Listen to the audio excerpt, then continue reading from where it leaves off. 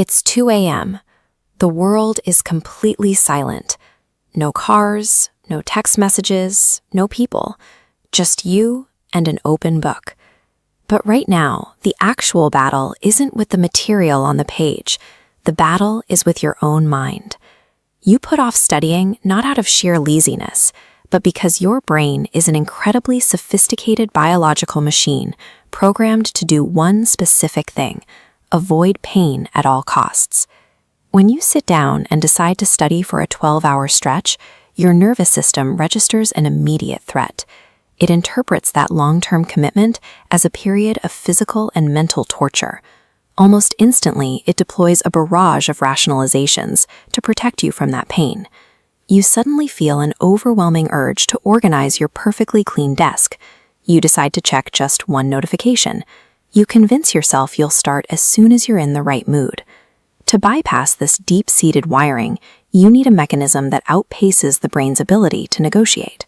That is the 5-second rule. The moment the thought of studying arises, you count down.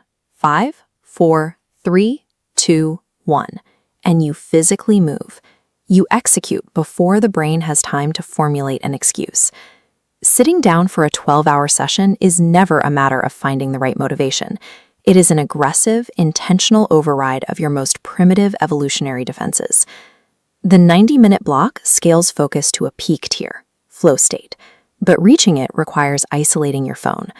A single ping collapses focus to absolute zero.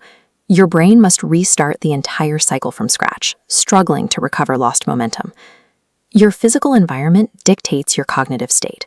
A cluttered desk creates a cluttered mind.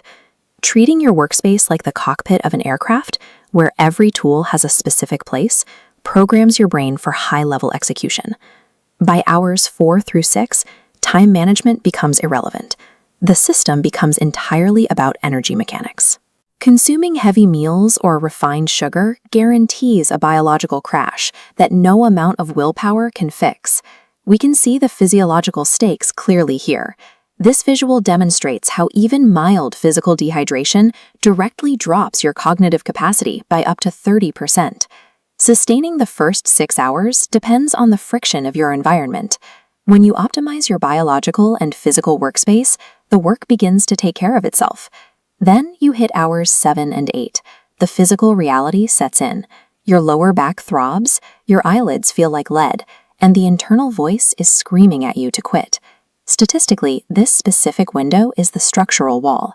This is the exact moment where 99% of your competition surrenders. The elite 1% survive this wall because they understand a crucial secret. You cannot fight that level of physical fatigue with sheer force. Instead, they execute a psychological pivot. They visualize an unseen competitor, someone equally exhausted, who is choosing to keep working at that very second. They weaponize the threat of being outpaced to override their own exhaustion. To push through the breaking point, you have to abandon the identity of a tired, struggling student. You adopt the mindset of someone who simply refuses to be outworked. Finally, hour 12 arrives. The timer hits 0, the books close, and the immediate physical battle is over. Finishing a 12-hour block leaves you with something more than just finished assignments. You have provided yourself with undeniable evidence of your own discipline. Voluntarily enduring 12 hours of mental resistance creates a new data point in your self-perception. You have demonstrated that your physical and mental limits are much further out than you previously believed. You leave the desk knowing you possess a level of grit that most people only talk about.